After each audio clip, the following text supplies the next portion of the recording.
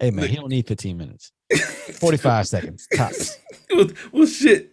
Give us a couple 45 seconds, man. Shit. Bro, I bet it takes him longer to fucking to type in his whatever he's looking for than it is for yo, you should have fucking camera. Yeah, we're just gonna start this shit live. The only time I caught the Holy Ghost was when I was in church drinking. Like they're two dumb dudes. Welcome to the latest episode of Sarath and Chris's movie therapy podcast. Is that why you dressed like a hood Russian? Hey, man. I'm getting ready to go over there. See, I got to avenge Brittany Gaynor, whatever. You trying to like slowly go into there and just be like, all right, like that's why you dressed in all black. You're like a spy. There you go. I'm gonna fit it as best as I can. Did you see I got the hoodie on? Bro, you're gonna walk in there. They're gonna think you have a full face mask on. I'm like, oh no, it's just the open face mask. Oh shit! No, I just can't smile. That's all. Yeah.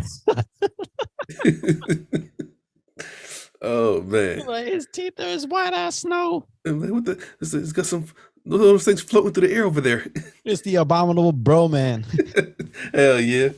Oh man! With that being said, welcome to the latest episode of Sarath and Chris's movie therapy podcast. It's your boy Sarath, aka Makazi, and your boy Chris Brown, aka Red Fort Delta. How's everybody doing out there? Well, we're gonna see how we're doing because, you know, as you can tell by my background, I am in a completely different setup. And no, this is not a green screen. This is old Mom Duke's house. Look, this is the house he grew up in, ladies and gentlemen. Yeah, a lot of decrepit things happen in this basement. Hey, for the record, y'all see that New England Patriots wooden thing up there? That was Sarath's first type of artwork. No, that wasn't mine. That was Saran. I know. I just blamed it on you. Yeah, that's Saran. He was in wood shop at Kennedy. You know, he made that. And that's still there. That had to be like 1995. I'm about to say, yeah, because I went to Kennedy in 1996, 7, 8. Yeah, I was in Kennedy 96, 7? No, 95, 96, 97. Okay, gotcha. Yeah. But yeah, man, it's a lot of memories here. If you look right here, that's that little picture. Yeah. That's when I was on the freshman football team at Central. Oh, nice. See, ladies and gentlemen, my man's wasn't lying to y'all with the stories. See, I told you. I was part of the gridiron. I didn't do too well, but I was running on the gridiron. You ever seen a rice get dropped on the floor and bounce around? that was Sarath on the football field. I was like, somebody took a bow bun and just tossed it on the field and said, all right, let's see what it does. For real. Oh, I was tiny. I tried to be a running back until I got run over by your cousin. Fuck that. Oh man, I wonder if he remembers that. I'm sure he does. Well, you know, he's hit a lot of people. Bro, but I mean, look, we both in like sweatshirts now. Yeah, it's cold. Winter. Yeah. I mean, I can't believe it's that cold where you're at. I'm up here in Massachusetts. Yeah. You know, it's, I got to rep the Fenway Spartan, but yeah, it's chilly up here. I drove up here today and it was 37 degrees out. Ooh. You know, no wind though. So without the wind, it's bearable. It's fine. But, yeah, I think because we got so much rain the last, I want to say maybe 2-3 days here. Yeah. This cold for setting in is gonna make it real cold because the ground's still wet. There's still puddles and it's coming through. Yeah, it's good. Like right now, it's raining, and hopefully it doesn't get too cold tonight, so it don't freeze over. But man, like it's just, if it doesn't, it'll just stay water. But right now, like if it freezes over, it's gonna be hell in the morning. Shit, a lot of ice, like black ice up there too. I don't know. Why do they call that black ice? Because you can't see the shit. Except extremely clear ice. Yeah, well, yeah, when driving at night, you can't tell it's ice because it's glossed over. Bro, it looks like wet people in cocoa butter. I mean, you got ice. Oh, it's a nice ice storm. Oh, watch out for that black ice. Because it's on the road. The road's all glossed over. Oh, that's messed up. Now, what's that good oil? Crisco oil. That's what it is. Crisco oil on black skin, shiny. Yeah, Crisco's the good oil, but you get that black oil. It was like, it didn't look like motor oil. Oh, yeah. Yeah. I don't know what it is, man. But anyways, speaking of rain and water, we got this is a new movie that just came out. Indeed. And bruh, let me tell you, I got some feelings about this movie. Okay. Yeah. I mean, for anyone who's paying attention to my social media, you'll know what movie it is. But before we get into that, as per usual, Chris, what you drinking? My usual, seeing how I'm actually really getting down on this alcohol thing, ladies and gentlemen, I was sober for 60 hours for the record. Yeah, That's a record for me. I ain't been sober that long in shit. You got a celebratory drink. Yes, indeed. So as always, I got my El Cheapo, the natural light, still diet. Yeah. I'm gonna start off with my shot of Jack Daniels because I'm going to be a gentleman tonight. Oh, look at that Gentleman Jack. Have you had Gentleman Jack before? I've had. Yes, I have. And the reason why it's is that like a sipping Jack or is it? Definitely. It's it doesn't have that grit to it like the original does. So it's a Jack that I might actually like. You know what? You might. With that being said, see, I like Gentlemen. I like Gentlemen, not them hard ass Jack Daniels. I like Gentlemen. That still doesn't sound sophisticated. Good. Sophisticated. That doesn't sound right coming out your mouth. Now listen, man. I'm on level 3. I'm on level 4 and 5 of the Titanic. That's that shit that was down in the basement dancing on the tables. But this, they had fucking what's the damn Evan Williams down there? Shit. Yeah. Man. Anyways, what I got today is it's for my shot. Chris has this. He heard the rumor. Indeed, because I don't know if it's true or not. Maybe tell this rumor that you heard. Well, the rumor I heard is out here in this. Well, I want to say in the South. I don't know if they do it up north, but out here in the South, at a gas station or any place that sells beer and wine, you can get it from a gas station or so. And Fireball is actually sold at the gas stations. Yeah. However, I heard that the Fireball in the gas stations is more wine based than the Fireball in the liquor store. So I don't know. I don't know if that's true. I don't know how. Like I can't imagine them making a batch and saying, "Okay, we making the 7-Eleven batch." Pretty much. We're gonna make the ABC batch after. Yeah, because I'm all up for experimenting and figuring things out. So I got me some 7-Eleven Fireball. Okay. Little 10-pack. Looks like you had a couple of them already. Well, I was at an Airbnb last night. I had to partake with my Thai food. Oh, nice. Yeah, I had some pad Thai. No, okay, cool. It's some pad Thai, some papaya salad, and some summer rolls. Which, I mean, it was okay. But whoever the delivery, they didn't bring my chopsticks. They ain't bring my peanut sauce. Nothing. You know how upsetting it is to pad Thai with a fork.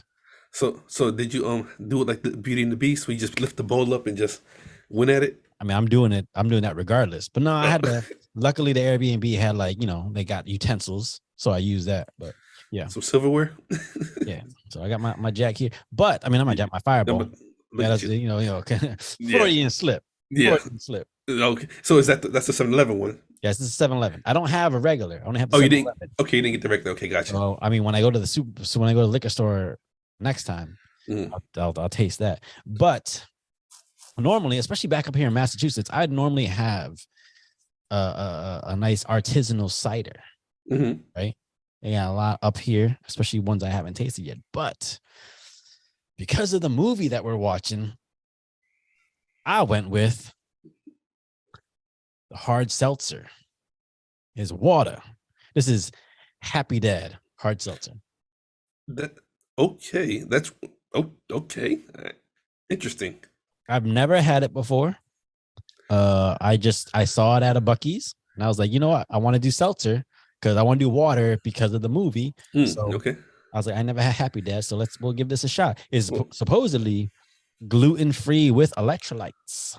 Well, we're not far off because I'm doing water too. Yeah.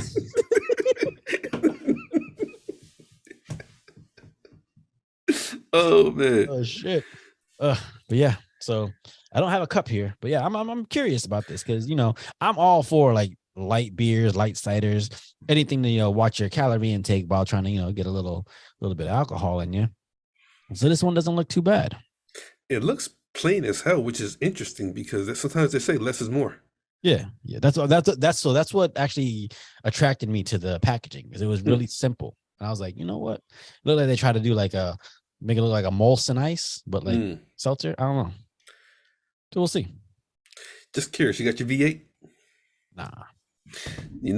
The savior after drinking. Bruh, you know, everybody talking about Pedialyte and BioLite and all these different ones, and Chris is out here getting his veggies on. Hey man, I wake up in the morning refreshed. I'm just saying, after drinking. Is that where you get most of your veggies now?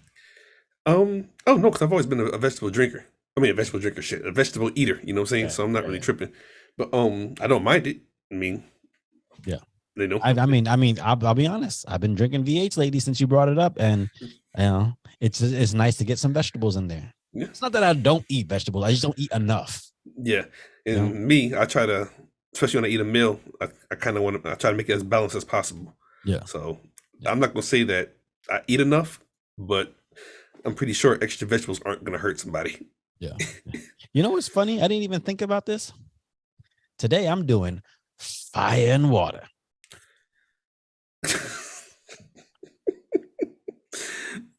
Well, ladies and gentlemen, the movie we are reviewing does have fire and water in it.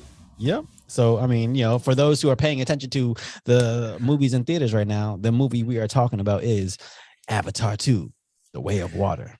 Indeed. And so before we talk it, let's take this to the head. I might sip it first before I actually shoot it, because I want to see if there's like a different taste to it. I'm setting up shop, of course. And it smells thinner. I'll be honest with you. It smells thinner. Yeah. It doesn't smell like the cinnamon taste is as potent, because, you know, we used to work in an ice cream factory, and you know, for those, you know, who know, we worked for a specific brand, but we used to package ice cream for other brands too. Indeed. You know, for those up north, you know, I forgot about that.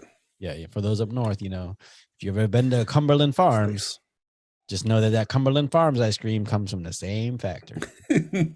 Just like peanut butter. Mm-hmm. Look, I've been to the factory. I deliver there, and all you see Jif and Skippy and Peter Pan and God knows what else, but it's all coming out the same place. Exactly. You know, just a different tag, people. Yep, that's called capitalism. Yeah. All right. Oh, yeah, you know, you look like fucking what's his name? Marshawn Lynch right now.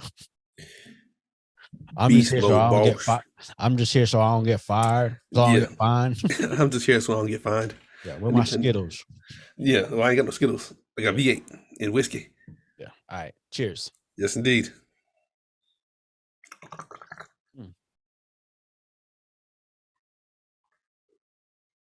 It does taste thinner. Really? Yeah, it really does taste thinner. I don't know if it's the difference between being like in this nip or if it's in the like the bottles, but it tastes thinner. So I don't drink Fireball enough, but I am gonna get one of each and go back to back with it. Oh, that shot felt so good. Yeah, it does taste thinner. It's like the difference between like you know, like Friendly's cookies and cream and you know, generic cookies and cream. Like the amount of cookies in it is going to be different. It actually tastes like there's like less like cinnamon in this one. Really? All right. Okay. With that being said, let's douse this fire with a little bit of water. Way of water. Hey, I'm letting that Jack Daniels hit me. It felt so good going down. It's instant heat.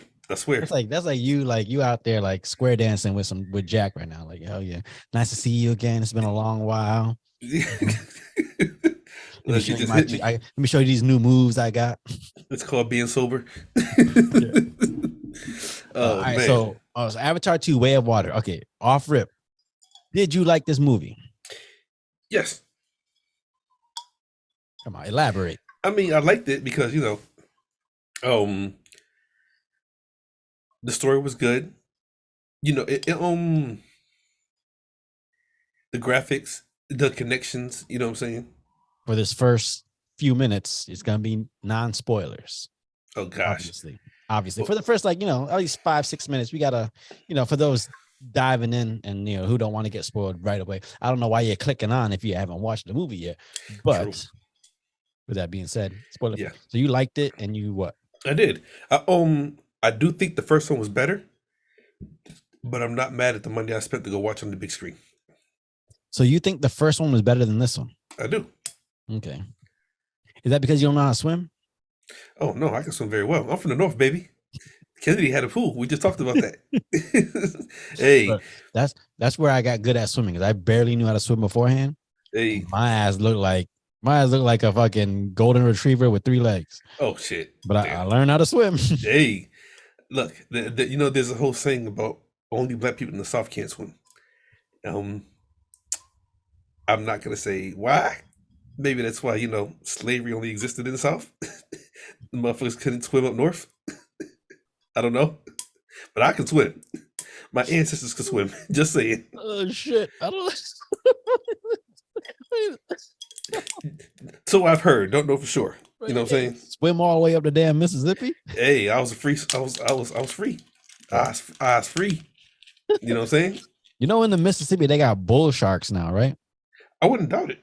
Those motherfuckers have like evolved to the point where they can actually go up fucking a few hundred miles, like a couple, like, I don't know, maybe 100 miles up, like fresh water before Really? they got to turn back and go back to the fucking the ocean again to get to that salt water. That shit's changing. Yeah. Fucking around and go catching some trout, and the motherfucking bull shark eats that shit right off your fucking line. Yeah. But I love this movie. Like, I love this movie. And Really? do I think it's better than the first one? You're goddamn right. You say that with a lot of passion. I think it had a lot more emotional stakes. But I felt the emotion more in this one than I did the last one.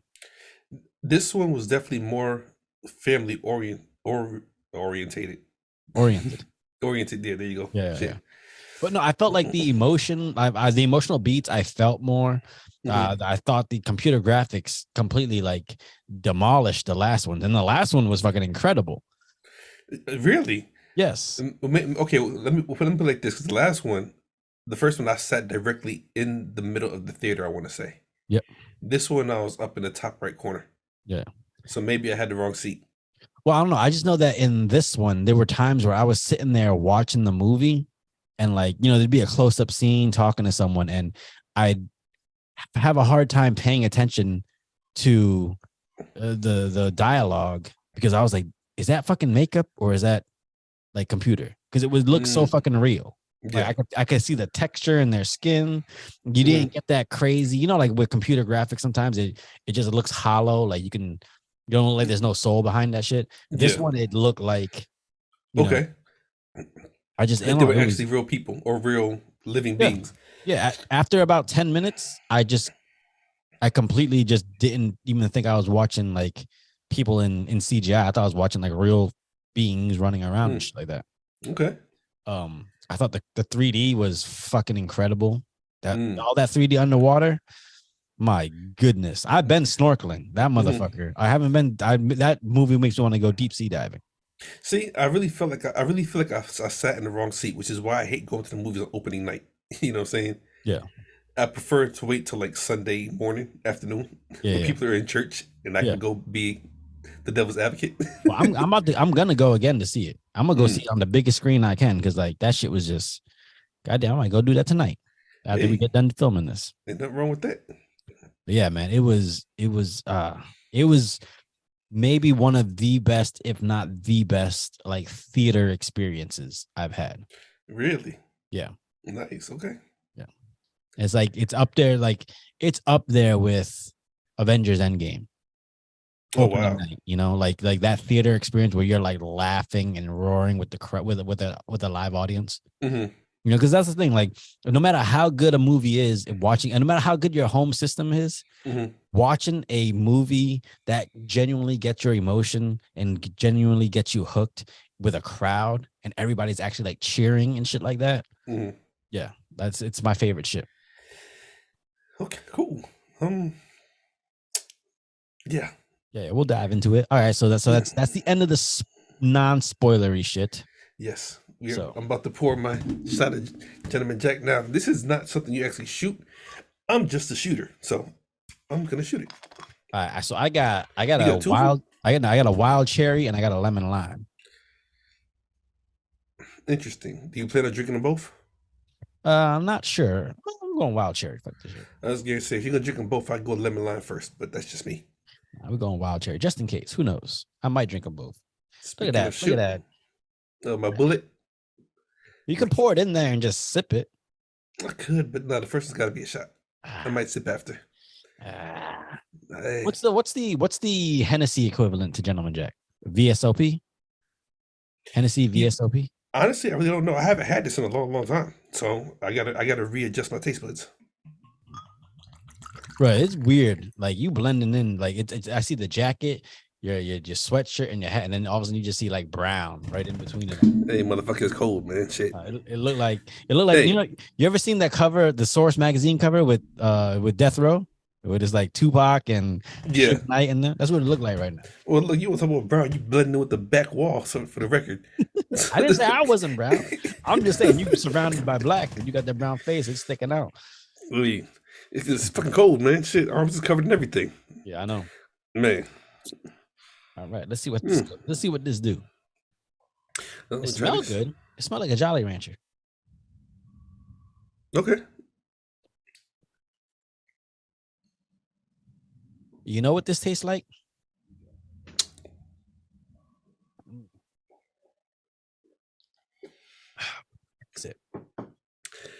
God damn, it's not a fruit roll up, not a Jolly Rancher. God damn. It's like this little taffy candy that like it looked like a tongue. Not a Laffy Taffy. Airhead? Airhead. It tastes just like an airhead. That's damn tastes like a tongue. Yeah. Yeah. When you think about it, you're like, oh goddamn, it got the crease down the middle. And it does, yeah. That's a damn shame. That's what triggered the memory. Like, oh shit, airhead. Yeah. You know what I'm saying? That actually tastes just like a cherry airhead. That's okay. And that's not bad. As a seltzer. And, I'm not a seltzer fan, so 100 calories a can. Again, gluten-free electrolytes. All of that in there? Yep. Look, man, Jack, they're taking away from the art of just alcohol. They want to make it so healthy. What happened to just drinking? I know. Chilling. I know. You know, them bootleggers back in the day would be ashamed. For real, talking about gluten-free and calorie intake. Shit, just drink, goddammit. Oh, I didn't run this shit through the woods, ducking and dodging bullets for you to come up with some gluten-free shit. With a fucking protein shake, alcoholic protein shake. Well, no, you're the only one doing alcoholic protein shakes. Hey, shit. I told you, did I tell you that story when I was working in Chicago at the gas company? Nah. And I would go to the gym in the morning and I would drink a protein shake going in, but the protein shake was tequila and Coke.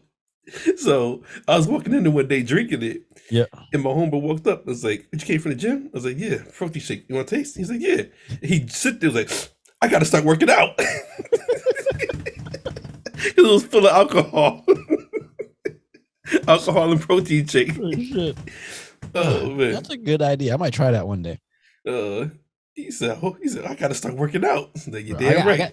Because I got this maple brown sugar protein. Uh-huh. I'm telling you, man, a shot or two of Fireball in that. No, that might be good with the peanut butter whiskey. Oh, yeah. Fuck yeah. Uh-huh. Oh, that's a good idea. Yeah. Peanut butter whiskey. I haven't had that in a while. Need to partake again. There you go. Okay. All right. So Avatar 2, Way of Water. Yes, right, indeed. So what is it like? What was it that you liked the most about this movie? What I like the most? Yeah. The connection to the animals, like actually being to communicate. Because in the first one, if I remember, they just felt the animals or like they connected with. Yeah. In the first one, they had the Halu, which was you took the braid and plugged it into each other. Mm-hmm. You know. So it was like a fucking they were more like what is it, Power Wheels than anything. Yeah, it was more of like they connected through feeling. Yeah, this one they actually could like speak to each other. Yeah, through sounds and sign. You know what I'm saying? Which I thought was kind of dope. Excuse me. Yeah, I like the idea when they did the sign language and stuff like that, because it's like, you always see those videos of like people doing sign language with gorillas and stuff like that. Yeah. And like the idea that they brought that into this movie as a way of like connecting with the animals, like, I just thought it was fucking dope. And I read this article about this guy. He's like a deaf guy, but he came up with all the Na'vi sign language that they use in the movie. Really? Yeah, and it's crazy because like that's one thing people don't think about when it comes to movies like this. You know, you got them doing sign language that's unique to them. You got them talking in a dialect that's unique to them that no one's ever heard before. Someone's got to sit there and create this new language that they then have to go teach people how to talk and speak naturally. It's fucking crazy to me. Like, oh, like just to sit there and like, I got to come up with an entire dialect for like, and the basis behind it. Use your tongue like this. This is how they, they pronounce these kind of words. Yeah. Oh, I mean, when you think about the type of research and stuff that goes into making movies, I think they're way. But some people just think you're, sitting there and just pointing a camera and shooting, and they don't realize how much effort and energy goes into trying to make something authentic. Because motherfuckers can point out some shit that just isn't real or doesn't feel real. Yeah. Like I was talking to Les one day about 8 Mile and Eminem and shit like that. And they were talking about how Eminem might actually get an Oscar for like best actor for the movie. Really? Yeah, and he was just like, "What are you talking about? Like, it's just he's just playing himself. That's all he's doing." But I mean, you don't understand. This is his first movie, and when you see him walking down the street talking to someone, you don't think that on the other side of that it's a dolly, a cameraman, a director, lights, all this shit, and you gotta drown that shit out. Pull it like and just pull yourself in and just be in the moment and try to be authentic. Because you've seen motherfuckers try to like act and just sound all wooden and not real and shit like that. Yeah. Hey, where are you going? Go watch The Last Airbender. We're gonna talk about that movie. I think that movie let everybody down. Bro, because I'm still a huge fan of the show. That like, I mean, I've seen worse movies. And everybody talks about it as if it's like the worst movie. I've seen worse. It was only worse because I think there was such high expectation. Like Dragon Ball Z. Dragon Ball Z movie was terrible. Dragon Ball Z, was it Dragon Ball Evolution? I guess so. That motherfucker is way worse than The Last Airbender. I agree. I was so disappointed. Like, yeah. Goku should not be breakdancing. Sorry. Goku should have been more jacked. Just saying. Well, I mean, he's young Goku. Look. He was young Goku. Goku they're all known for being ripped. That's just what it is. Yeah, but I mean, in Dragon Ball, Goku's a little kid. This dude has spaghetti strings for arms. Listen. Like there wasn't even no cuts. Look, what's his name? Who did Amazing Spider-Man? Andrew Garfield? He was more in shape than Goku was. Okay, I'll give you that. Thank you. And he's skinny as shit. Yeah. Oh. All right, so I mean, this movie opens up like probably years upon years after the first Avatar. Like, okay, so you said you liked. First of all, you said you liked the first Avatar better. Why? I think because it was such a shock. Like the way the 3D was, the colors, because we talked about this before. The story in the first Avatar wasn't all that great. It was like a normal story. Yeah, it's not like the most elaborate story in the world. Yeah. I mean, it is. Yeah, but the way they presented it. Yeah. From human to Avatar to adapting to living to to hunting to even when Jake had to connect with the I'm gonna call it the bird, but I don't know what it was. It's a ikran, but it's like the banshee. Yeah, and he fought the first one, but then he went and got the big one. You know what I'm saying? It's like it was like a whole better setup in my opinion. You know what I'm saying? Yeah. So it was like we didn't know what to expect as viewers, and then we watched it. So I think this one, at least for me, I'm not gonna speak for everybody, I had expectations to outdo the first one. Yeah. And in my opinion now, this is all my opinion, I don't feel like the story was anything over the top again. You know what I'm saying? It was more family oriented. It was still good. You know what I'm saying? Yeah. But it's like if the first one's here, in my opinion, the second one was here. It didn't skyrocket past it, in my opinion. Okay, but now here's the thing. Okay. I think I like the story of the second one better, just off the basis of because that first one, you're you're presented with something brand new. Like you don't have a barometer of what you're gonna see. So everything's gonna blow you away. Okay. Whereas in this movie, like you have the fucking unattainable task of like, is there something that's gonna blow me away? Like when those plants first started glowing in the first one. And when you first see that, it's like, holy shit. And it's like, it makes you like I think this one, obviously there's more expectations to live up to, but the other one, because there was nothing else ever like it, that's why it was so like incredible. Whereas this one, I feel like the movie had to live on its own versus not just being a holy shit thing. Okay. But yeah, I mean, the movie itself, the storyline, it's on the simple side, which I actually like, because sometimes, you know, how some people just try to make movies that are way too complicated. Yeah. Way too many moving parts, and then it's just sometimes you like it pulls you out because it's way too confusing. Whereas this one, it's a pretty simple story. Like, you know, my family's in danger, and I'm trying to keep my family safe. That's the basis of it. Yeah. You know. But I mean, what you think of that opening scene? Okay, I gotta remember who was opening scene. Opening scene was the motherfuckers trying to rob the train. Oh, that was actually kind of dope. I was like, this is like, you know, like Black Hawk Down with fucking pretty much in Pandora. Yeah. That shit was sick. I love when I see like modern, I don't want to say plots, but modern things, like, you know, obviously like robbing a train, but just done in different scenarios. Like one of my favorite things I've ever seen in any movie, and which is fucking weird, is the opening 10 minutes of the Robin Hood movie with Taron Egerton and Jamie Foxx. Oh, okay, got you. Yeah. Where their opening thing is like it's them with bow and arrows and shit, but it's like Black Hawk Down. Like a fucking they're a battalion going through these houses and taking people out. And I've never seen that done in like medieval times like that. So that's why it was so dope to me. Okay. No, my opening scene, well, not my favorite, but one that stood out to me. Yeah. The Brothers Grimsby. Which scene? Not when they in not okay. Because it was all first person, like a video game. And yeah. That was the first movie I seen do something like that. Yeah. You know what I'm saying? And I was like, holy shit, this is actually kind of dope. Now the movie was fucking hilarious, but the opening scene made you think it was gonna be a crazy action movie. Yeah, bro. When they had to just start jerking each other off. Look, we could go for hours on that movie, because I've said this before. I'm not a Sasha. What's his fucking name? Sacha Baron Cohen. Yeah, I'm not really a huge fan of his, but that movie had me in tears laughing. Like, bro, yo, this shit is fucking hilarious. That movie is so fucking good. So fucking good. But okay.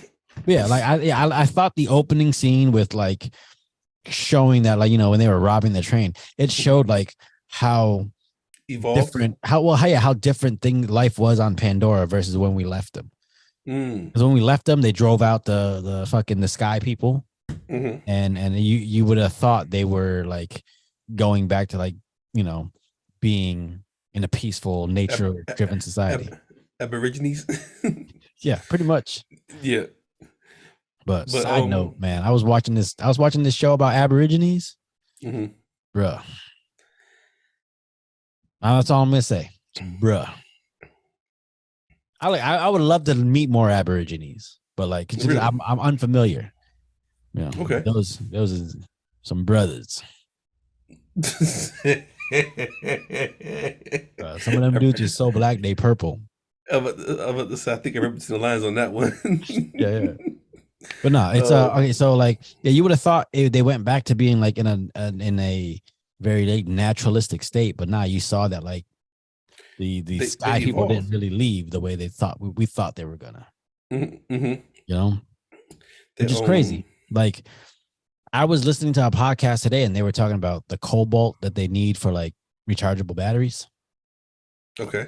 Like, so the cobalt that's needed to make like good rechargeable batteries, they're in all your cell phones, all your electric cars and stuff like that.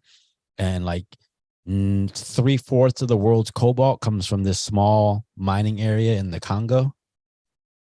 So holy shit. It's just like this.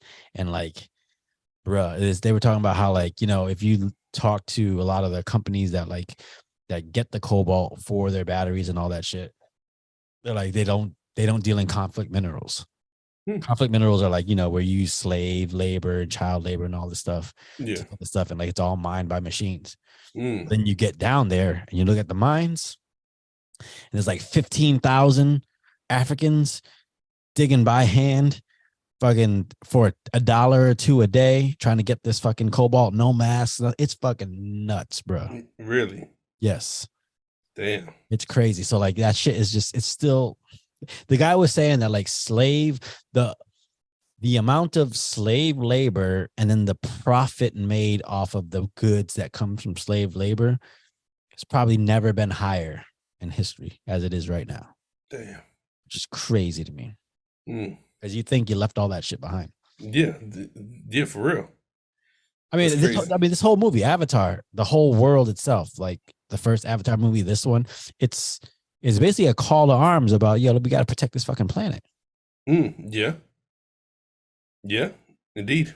Like, I mean, but what's the last like nature or environmental like thing, crises or whatever thing that you've noticed or that you've taken an interest in? Global warming. How so? Like how did well, I was scanning TV and came across a documentary that actually God dang it, I think it's Bob Dole. Is he? No, yeah, Bob Dole. Is it Bob Dole? He ran for president. No, not Bob Dole. It's it's a fucking who ran against Obama in the first term? Al Gore. It was Al Gore. No, it wasn't Bob Dole, but it was Clinton's vice president, Al Gore. Okay. Yeah, and he there was a documentary on it. Yeah, and I was an inconvenient truth. Okay, see, I was scanning TV and I just happened to stop and watch it. Yeah, and that's when I took an interest that it might be real. You know what I'm saying? Yeah. But other than that, that was it. For me, especially with like global warming, here's the thing: I don't know if it's real or not because the Earth has been so old that we don't truly know the cycles of what the Earth goes through. I don't at least, but I can't imagine this many people, digging and taking from the Earth, not having an impact on it. Oh, definitely. That's it. It's just that to me, I'm just using basic math. We got 8 billion people on the Earth, and they're all, taking resources from the Earth. You can't it's got to have an impact on it somehow. Look, I've said this before, and I'm gonna say it again. Everything we have, whether it's this computer, my sweatshirt, our cars, buildings, whatever, it was once a living organism at one time. Yeah. And being out here in the country and I drive by some of these old fields and everything else, you see cars and gas stations that the Earth has taken back. Yeah. You know what I'm saying? Like it literally will take it back. Like it's gonna sit here and everything grows around it. And you can see little glimpses of what it used to be. Yeah. But the Earth is like, nah, it came from me. I'm taking it back to me. You know what I'm saying? Bro, I was just in Iowa and I was driving, down the highway and like I see the cornfields out there and like just miles of fucking corn. Like, well, I mean, the corn it's winter, so it's not in season, but there's just miles of that shit. And I'm like, wherever on Earth in nature do you see that much of one plant in one spot? It's like it's not supposed to be. It's supposed to be like a mixture of different plants everywhere because like the bioavailability, like the nutrients in the soil, like it all feeds off each other. But when you got the same plant packed into a tightly wound space for miles upon miles, you're just stripping the soil of all its nutrients, and eventually that shit's gonna go dead. There's gonna be no nutrients left. Yeah, that's crazy. I took an interest in the ocean, basically because there's this company called Parlay. I don't know if it's a company or if it's a charity, whatever. But they they do some stuff with sneakers sometimes with like Adidas, and like to help raise money for like ocean like awareness and stuff like that. And sometimes they'll design sneakers with Adidas where all the sneakers, like all the materials, are made from like recycled water bottles that are found in the ocean. So that shit was dope. Okay. Yeah. But I mean, yeah, watching this movie, like, I don't know, you tend to forget, like, we live on land.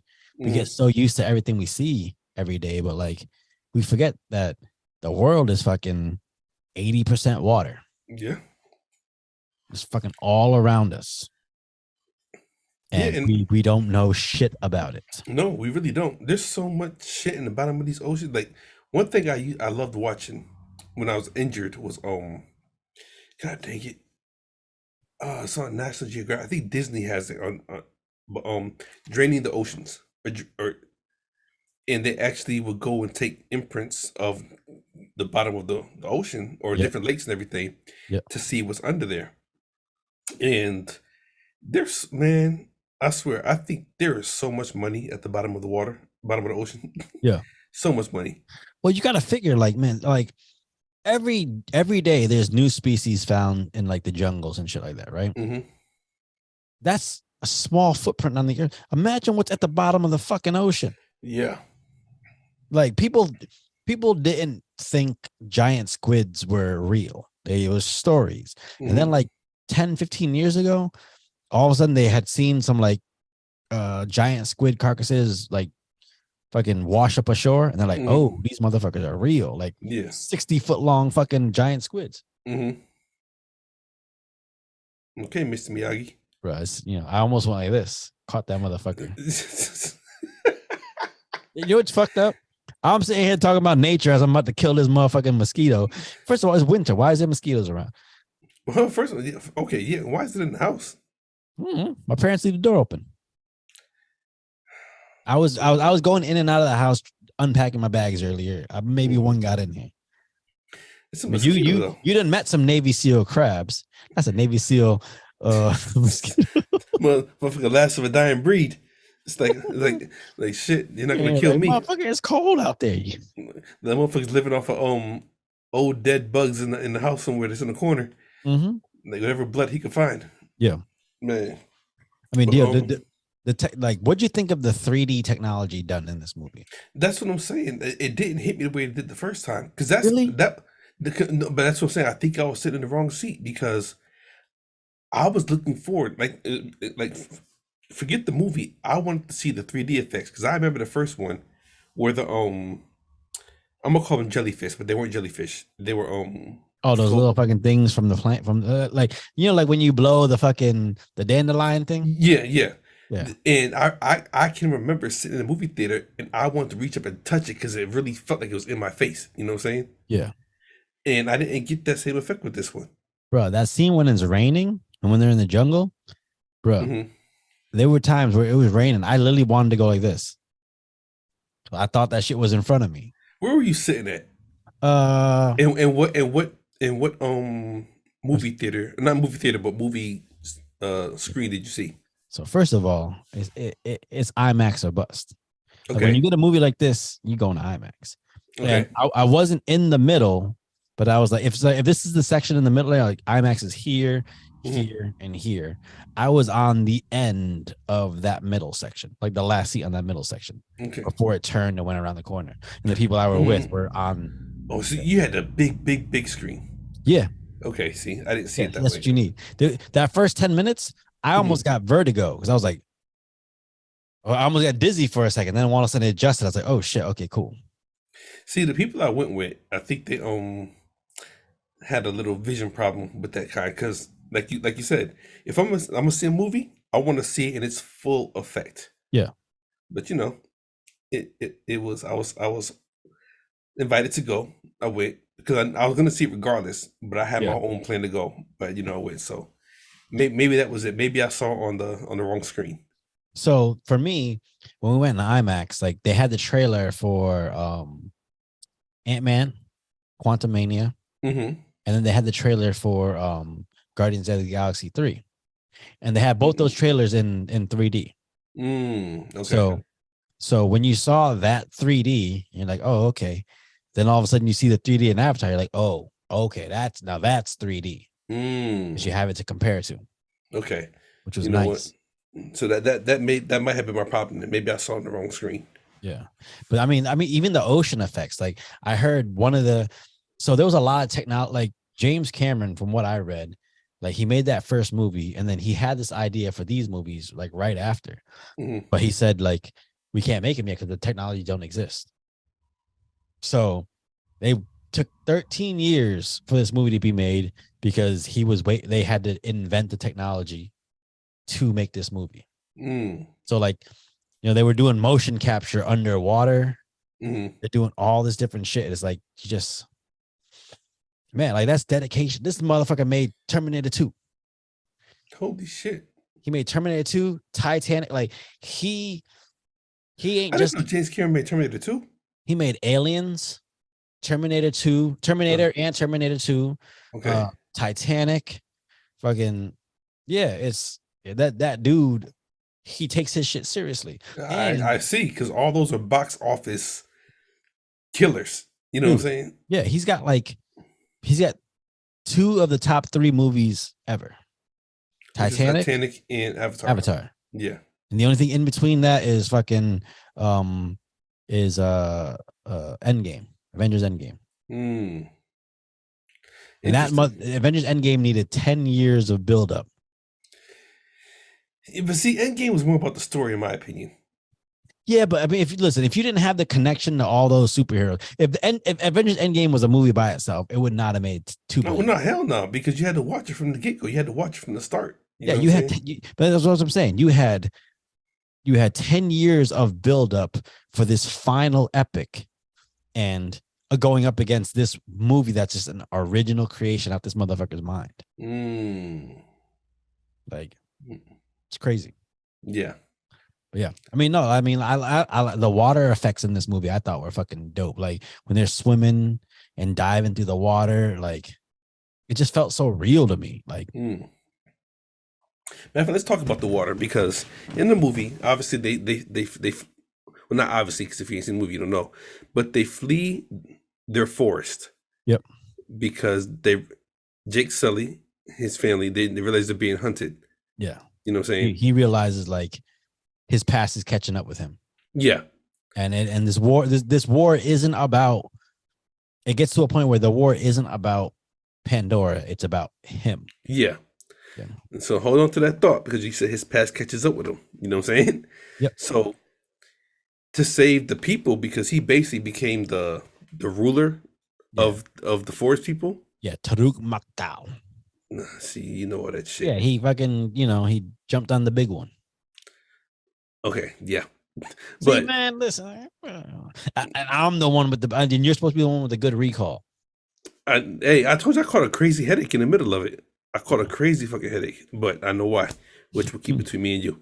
You know what I'm saying? Yeah. I was gonna say something smart, but I couldn't even. Shit, it was too much pressure on my face, the thighs. You know what I'm saying? So here's the thing: based off of our conversations on here, what's going through the audio, the listeners' brains right now, is nothing like exactly what happened. I know. That's why I said what I said. The pressure from the thighs was too much. You know what I'm saying? With just. But no, I caught a crazy headache. So, I was drifting in and out. You know what I'm saying? Yeah. But so they leave, and they go to the water people. You know what I'm saying? Yeah. And if you guys haven't seen the movie, viewers and listeners, it's still all the same cast from the first one. Like, I don't think anything was different besides the people hunting the whales, so to speak, because I don't know what they were called. No, there's completely new cast. Like every person that's like the water, the Na'vi that are like the water tribe. Mm-hmm. That's not the same. Yeah, they're new, but I'm talking about like the people hunting Jake Sully. I think they were still the original cast in the first one, just in avatar form. Yeah. So I mean, for those who haven't watched, a lot of people that that got killed in the first one came back as avatars in the same way that like the way Jake Sully his brain got transferred into an avatar. Mm-hmm. They did it too, which is it's a simple way of bringing people back, but I thought it was dope. The idea of like fucking soldiers in avatar form. Yeah. No, I thought it was cool. You know what I'm saying? especially the colonel. Like I don't think the colonel gets much credit for his role. Was he a colonel? I Because the think girl, Colonel, yeah, Colonel Quaritch, something like because that. the lady was a general, right? Yeah, Okay, yeah. So she outranked him, but yeah, I don't think he gets much credit for his role because he was about. Hey, he reminds me of the colonel I had in the military. I'm gonna yeah. shout his name out, Colonel Hickey. I hope you see this. You know, I served under you for the record. No Hmm. nonsense guy. His motto was, "If it moves, shoot it." He don't care what it's wearing. Oh shit. Well, all that right. no, that's why when he went to Iraq, he brought back all his soldiers, like -4. You know what I'm Yeah, saying? Because yeah, he didn't care. We're gonna live, they're gonna die. That was his MO. You know what yeah. I'm saying? But I mean, when you're in war, it's hard to complain about like that kind yeah. of mentality. But he did his job. So the colonel in this movie it actually reminds me of him. Like, look, no questions asked. I'm here to kill you, and that's what I'm gonna do. You Yeah, know what I'm saying? yeah. So, I can respect it. What'd you think about his story, specifically his obsession with Zoe Saldana's character, Neytiri? The colonel. Yeah, because I like because the thing is like if you watch the movie, you would think that his issue is fucking Jake Sully. This motherfucker is the reason hmm why shit went to hell. hmm But I think the big story with him is his obsession with Neytiri and her arrows. Yeah, because she killed him. Exactly. Yeah. And so, like, the whole thing is like they talk about he's chasing down Jake Sully, but like when he sees her, he's just reminded, like, that's the motherfucker that killed me, and I have hmm a chance to fucking Yeah, get revenge because on that shit. cause I really felt like it was more of an ego thing. Like I have all this technology, I work out, I've Hmm. been to war. You know what I'm saying? I'm built to fuck shit up, Yeah, and I died by a fucking war or a forced arrow. yeah, You know what I'm saying? yeah, And like seriously, that's how I went out. Like it's like I should have went out by a bomb. My body should have blown the fuck up. yeah, You know, when you seen we did the Sea Beast. yeah, You have to die a great death. You know what I'm saying? He yeah, died by exactly. an arrow. He was like, Yeah, no. yeah, yeah. To him, it was like that's not worthy of my status as a fucking soldier. Yeah. You So know yeah, what I'm but I thought it was dope because it's like it made it look like he had this personal vendetta against Jake. Like saying? it's like I'm a soldier and I got to take down the enemy. Hmm. But then when you saw his reaction to when he sees the arrow inside his fucking dead body, and he's just like, shit just got real fucking personal, Yeah. like real personal. Hmm. Yeah, I mean, like, all right, let's go away from the fucking the fighting. But what about the relationship between Jake and his kids? Because I was watching that and yeah. What do you think like about their relationship? Oh They, god. they, huh? Okay, your shit froze for a second, so I wonder if motherfuckers is get off the internet, motherfuckers. I'm at my parents' house and I'm on Wi-Fi, so Yeah. I'm hoping it holds up. But no, my brother, he's up there trying to buy like fucking Tiger Woods golf shoes or some shit. Tell them stop watching porn for like 15 minutes. Shit. Hey man, he Like, don't need 15 minutes, 45 seconds tops. well, shit. Give us a couple 45 seconds, man. Shit. Bro, I bet it takes him longer to fucking to type in his whatever he's looking for than it is. Yo, your shit is fucking camera's turning, I'm bro. sorry. I'm sorry because I'm smacking my leg because the shit is funny because I know what you're about to say. It takes longer to type in the fucking URL than to get his fucking Yeah, shit off. he out here. We can be out here thinking like, oh, what do I want to see today? What's gonna get me off? Look, he's like American Pie. As soon as he sees it, you know what I'm saying? Like, get your woman home, skillet shit. I don't want to go to room. It always has a weird smell.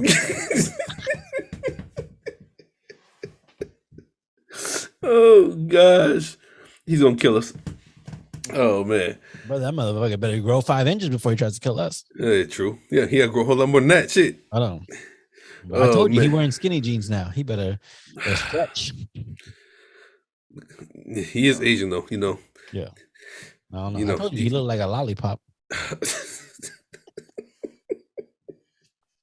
Oh man, He you're talking shit about him in the basement. That's what's so bro, that funny. motherfucker, he can choke me in my sleep. If his ears to the Merry floor. Christmas, motherfucker. Merry Christmas. Oh man. Oh shit.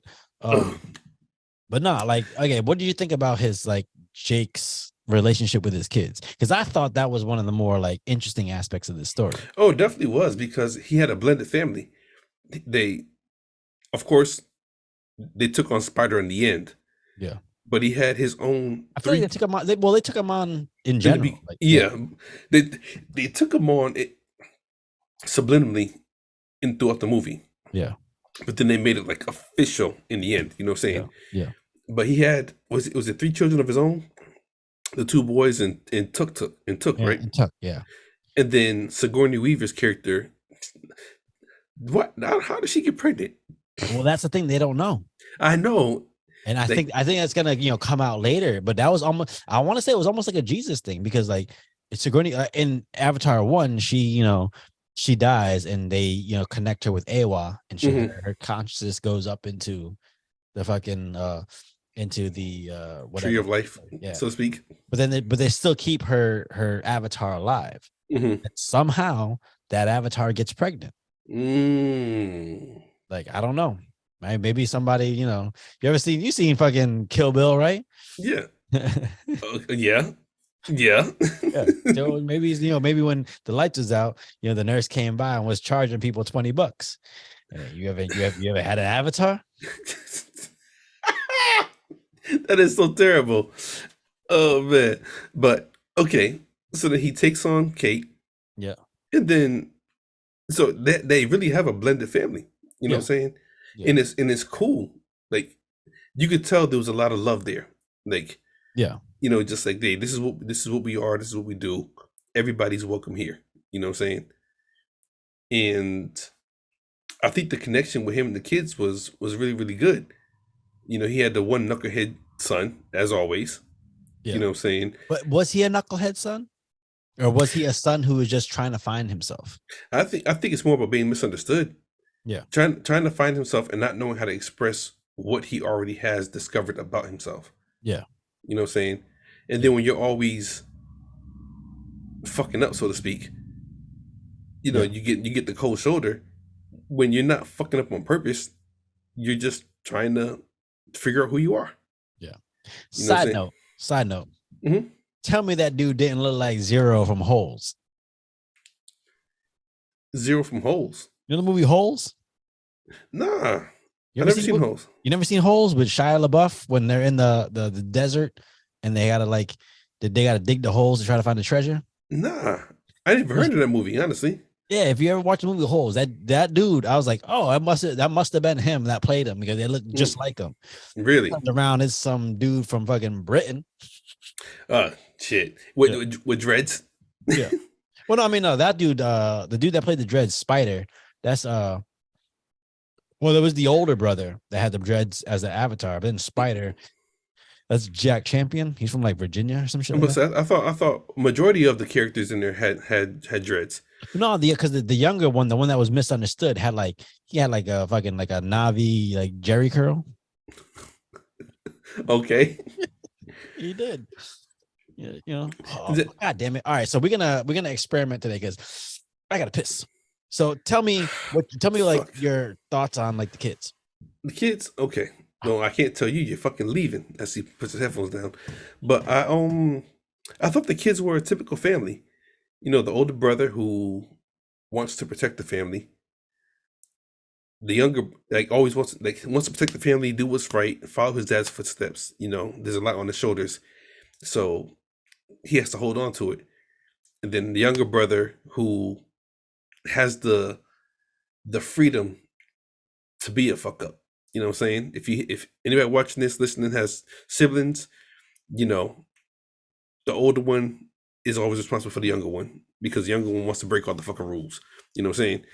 And then taking on the younger sister. No, they took on Kate, which was Sigourney Weaver's daughter, and she was just different, special.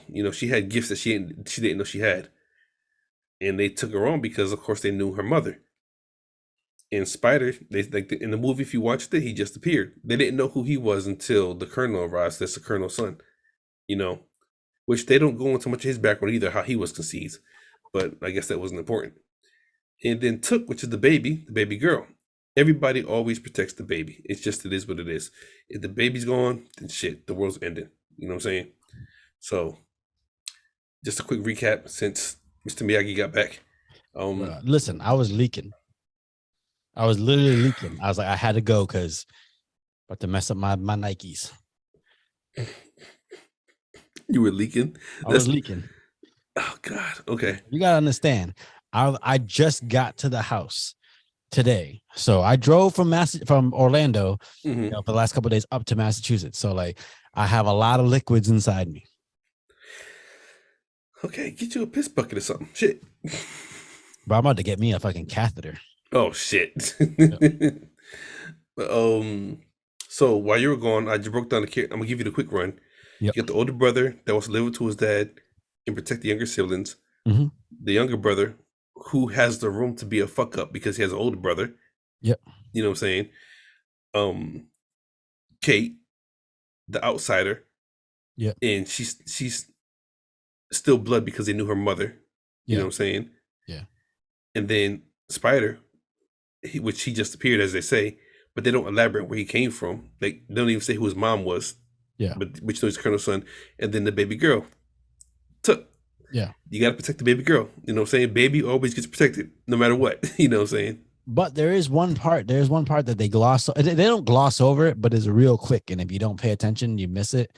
Mm-hmm. It says it in the beginning of the movie. Like Neytiri never really views Spider as family. Okay. It says it early on, like she never really viewed, like I guess because she always saw him as like an outsider because he's one of like the sky people. Mm-hmm. That she just never viewed him as like one of them, which comes into play later on. Oh yeah, definitely. So at the end, yeah, you know what I'm saying. But no, I mean, I thought, I mean, it felt like a really well balanced family. Like everybody had their personalities. Everybody like it. The way they interacted with each other, it felt like a true family. Like you got, everybody gets into their shit, and then the older brother's got to come and handle shit. That was one of the funniest parts of the movie when they get into the fight. Mm-hmm. They're pulling each other's tails and shit. Yeah, like I thought that was hilarious. Like what kind of shit is this? But the older brother, it's like when you know who your family is, it's like what's about to happen. Yeah. And his younger brother's like, give me a second, bro. He's like, here we go. Because he knows it's about to be crazy. Mm-hmm. But he steps back, like, I'm going to let him get his 15 seconds of shine. And then, I'll jump in there and make it happen. Well, that's the thing. Like, when he started, when everyone else started jumping in, he started getting his ass whooped. He's like, all right, he's got to get his ass whooped for a little bit. Yeah. To learn his fucking lesson. Mm-hmm. But, okay, so my favorite part is after, when they all got in trouble. Oh, with the dad? Yeah. Yeah. He starts scolding them all, and he goes, hey, how the other guys look? He was like, worse. He said, all right, cool, get out of here. Yeah. And that's the thing, right? Because, I mean, you don't want your kids to fight. But one, you gotta know that they're going to stand up for each other, and you got to know that they can stand up for themselves. Indeed. Like, I don't want my kids to fight. I'm going to teach my kids, like, hey, like, walk away. Who cares if they think you're a bitch? Fucking walk away. Why? Because you just don't understand how crazy people are these days. See? But if you got to stand up for yourself, make sure he leaves worse than you. Yeah. See, I don't want my daughter to fight. No, I don't want her to start the fight. By all means, finish that son of a bitch. Finish it good. Oh yeah. If somebody's gonna start the fight with you, you have all the permission in the world to end that motherfucker. For real. You know what I'm saying? Man, fight with a purpose. Don't fight because it's fucking you want to be a bully. Fight to protect. You know what I'm saying? Exactly. And if they're coming at you, just make sure like you're in a position to get away. Yeah. Like, even if you got to fight, get you don't have to fight to fucking finish shit. Fight so that you're in a position, but all right, like just get the fuck away. You don't have to fucking go crazy. Yeah. But I mean, at that moment, you realize like the younger one, he's like that art kid, Okay. The older brother is that, steadfast. I do what Hmm. my dad says. This is what I gotta do. And almost like the straight A student. Yeah. And then you got the younger brother who's like, that art kid that like just people just don't understand me. Like he has the room to fuck shit up. Matter Well, of I mean, fact, is it that he has the room to fuck up, or is it that like he's really trying to find himself and he's just realizing that who he is isn't jiving with what everyone else thinks at the okay, moment? okay, let me ask you this. You're the youngest of your brothers. You know what And I'm I'm saying? the art kid. So Okay. Now, the middle brother, well, I don't know enough about Seren to know his role as the older brother. Because I told you I feel like you're the older brother sometimes. You know what I'm saying? man, listen, Just my opinion. yeah. Sarath, if you watching this, yeah, yeah. That's what it looks like when I see you guys together, you know what I'm saying? Such an asshole. But I'm recording this. I'm playing this on his 50th birthday. oh, oh shit. But looking at y'all together, I'm pretty sure growing up, Seren was following mom and dad's steps no matter what, you know what I'm saying? Well, yeah, I And mean, then he's the son that had the Asian wife. He wasn't the straight A student, but he went to college, mm, got the job. but what I'm saying is Saran now is the middle child. He had the space to fuck shit up. No, You know what I'm Saran's saying? the older child. Oh, Saran's the oldest. Saran's the oldest. Saren's the middle? Yeah, Saren with What the fuck? Why Saren is who's it Saren who is Michaela's dad he's is the middle. holy He's shit. only a year older than me. Why did I think he was the oldest? Because Saran don't, come on. Come on. You know why. You I know know why you why didn't now, think but Saran that was the just fucked my oldest. whole head up. You know what I'm Yeah. saying? Well, okay, I get because maybe Miss Saren has Michaela that it's like it looks like he's the oldest. He's got the Hmm. daughter. He was, whatever. And Saran, he's shorter than Saren. And he likes to partake in like golf all the time and spend his time doing that. So Yeah. yeah, I get it. He looks like the middle child. Yeah, okay. Huh. Well shit, that just fucked up my whole direction of where I was All right, going. but okay, so but I mean, how does that pertain to me? Well, because you being the art child, like empty already? That's why I had to pee. But you being an art child, you being the youngest, you got to watch your older brothers do dumb shit Mhm. and be like, okay, when mom and dad get home, that's gonna be your ass. You know what I'm saying? So you had time to watch them, so you knew what not to do. You know what I'm saying? Which is why I think the youngest child in any family is always the most successful, in my opinion. Is it?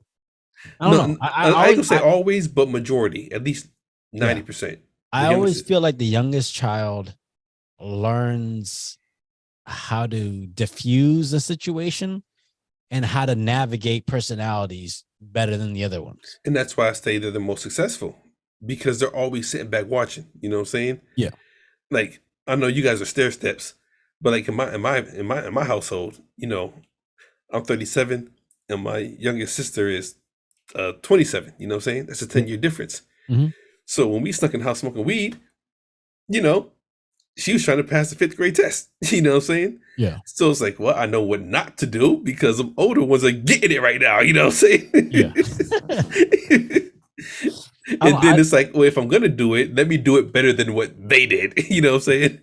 I felt like as the art kid, I was because my parents are so blue collar, and because I mean, obviously that blue collar work ethic is what you know took them into providing the life for me that I had. So I will never hold that against them. But being the art kid, I always felt misunderstood because like I didn't see my path aligning with the lessons that were being told to me.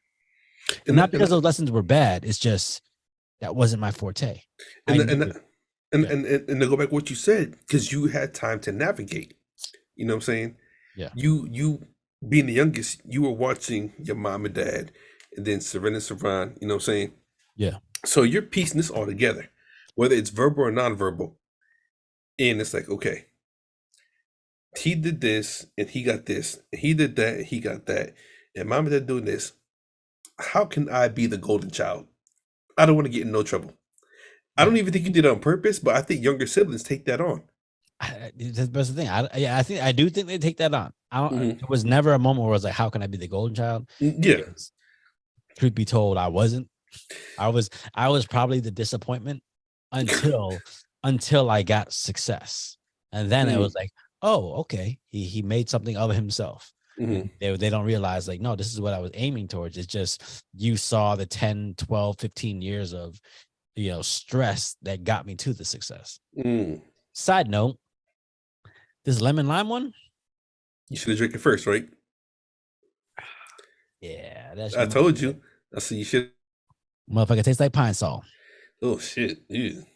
And not in a bad way, because I like the smell of pine sol. The smell So and the taste are two different things. but I don't know how I pine sol like tastes, but it tastes like the smell of pine sol, if that makes sense. that. Yeah, and that doesn't sound good at all. Because you know how like sometimes if you smell something, you kind of get that tingling in the back of the throat. Mm-hmm. That's where I'm getting the flavor, is back there. Mm. In the jugular, Hey, ladies, Adam's apple. See, you gotta worry. What?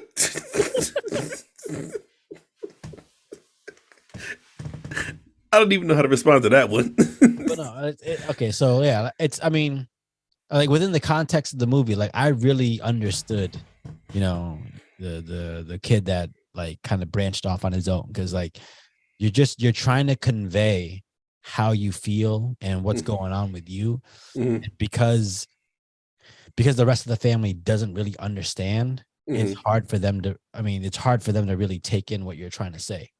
And so I obviously he gravitated towards the outcast whale, for lack of a better term, Yeah. which was dope. I fucking loved that. Like the idea that like there are these other creatures out there Mm-hmm. that they might be a different species, but like they're just as intelligent. Mm. They get like we just got to communicate. I don't know how to do sign language, but Mm. they got to communicate, figure out how to communicate. But they're both just as intelligent as each other. Yeah. And the whale ends up saving him because he was outcast, but he still had an attachment to the people. You know what I'm saying? Yeah. And because of their lack of understanding, he was sent away for trying to do what he thought was right at that Yeah. moment. You know what I'm saying? Yeah, that was crazy to me. It's like he was outcast because, again, it's the idea that like, hey man, I'm gonna go stand up for my friends. Mm-hmm. I need y'all to back me up, but it just doesn't go the way I thought it was gonna go. Yeah. So you get outcast, but you were like, I had every right to do what I did. It's just it didn't go the way I thought it was gonna go. Yeah. You ever had something like that in your life where you did what you thought you should have did and it went the total opposite of what you thought it was supposed to be? I don't know if I had that moment in my life, because I've had it's weird because like I try to think of like what I've done in my life. My life is very, I don't want to say bland, but my life is very just like school, wrestling. Mm-hmm. Like nothing really strayed from that. So it's hard for me to have those situations where it's like, I try to do good and things didn't go right.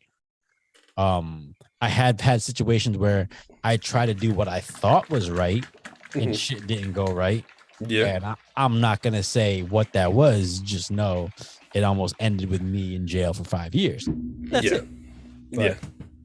I'm just saying, like, it's, I don't know. Like sometimes you get it in your head that this is the right step, but you just don't have the maturity and the experience to understand like for every right move there's a consequence, and they go hand in hand, and you just got to understand that like the likelihood of the consequence is exactly the same as the likelihood of the whatever you think going right. Yeah. How about you? Definitely.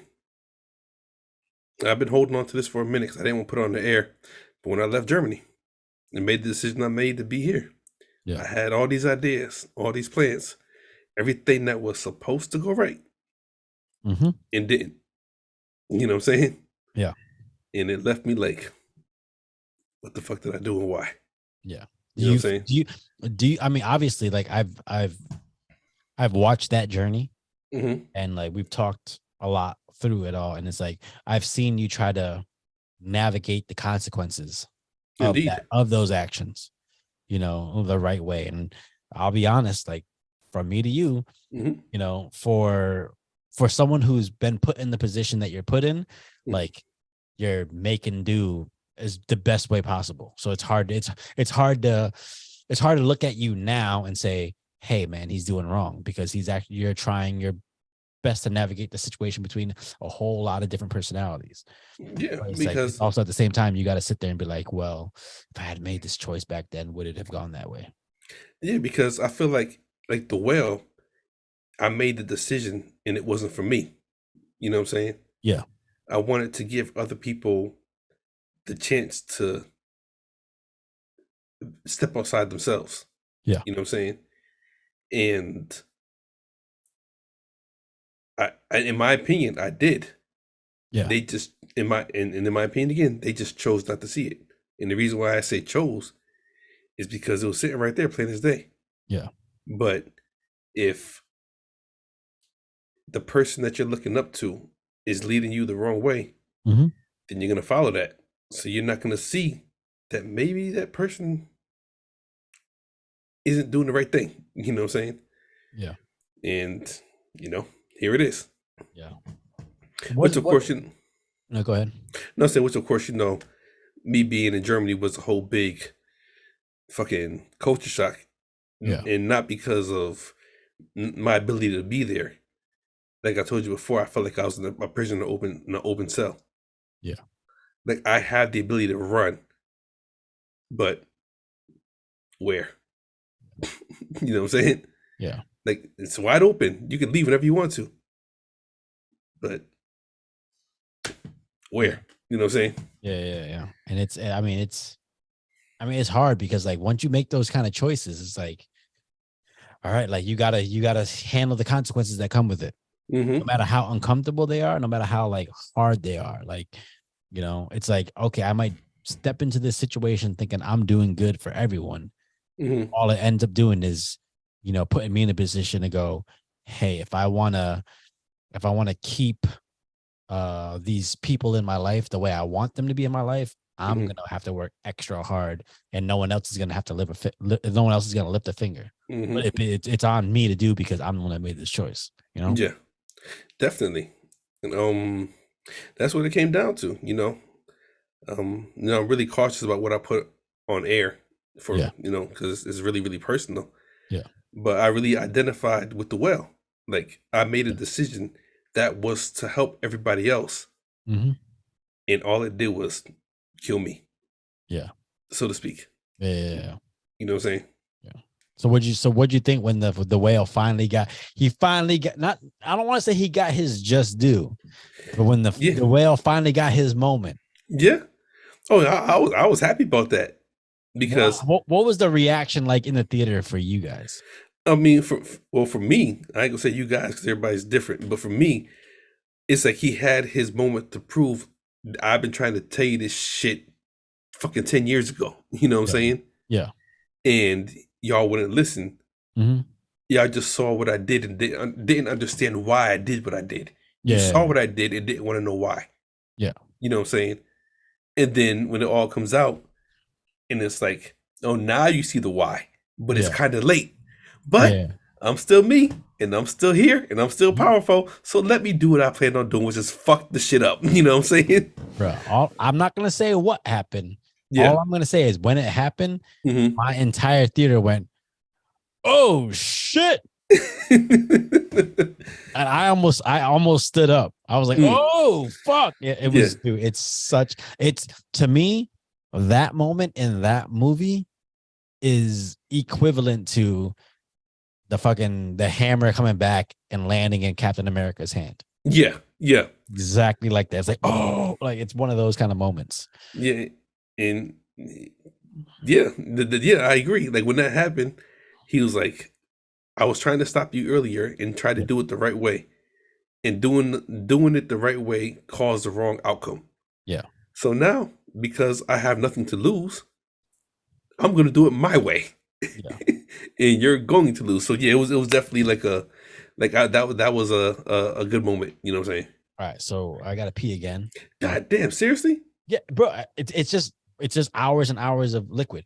But what I want is like, okay, so there's a moment in the movie where, you know, they realize that like Took is gone. Mhm. Took and Yeah, Kay, yeah, they're gone. And like yeah.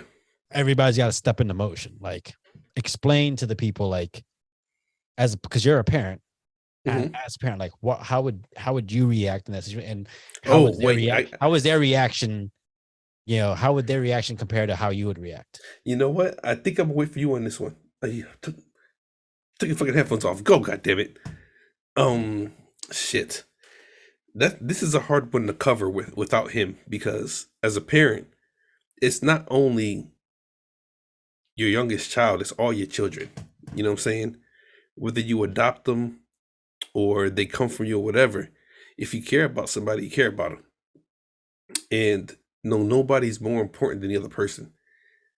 Like one thing I've heard when I was growing up, you can have 5, 6, 7, 11 kids, and you love them all differently, but you love them all equally because they're their own individuals. You know what I'm saying? And sometimes siblings don't happen to see that because they feel like, hey, you love this one more. And it's not really. I just understood them more, but I love you just as equal. So when Took gets kidnapped and everything's going crazy, you know, she's the baby. You know what I'm saying? Um, her life has just got started. So she hasn't got to experience the things the older siblings have experienced. So they want to save her because, you know, it's not fair. You know, she gets to live just as much as we do. You know what I'm saying? And somebody takes a hit. I'll wait for my co-host to come back and we can talk about that. And it goes the way it goes. I guess on a different note, the movie was actually a very, very emotional ride for anybody with the family, whether it's brothers, sisters, or just parents, cousins, whatever. And at the end of the day, family is always going to be important. You know what I'm saying? Speaking of family, so I'm in my parents' basement right now. That's where I'm filming this shit. And there's this pole that goes down right in the middle of the basement because it's like stripper. now if you're watching, you know what I'm doing right now.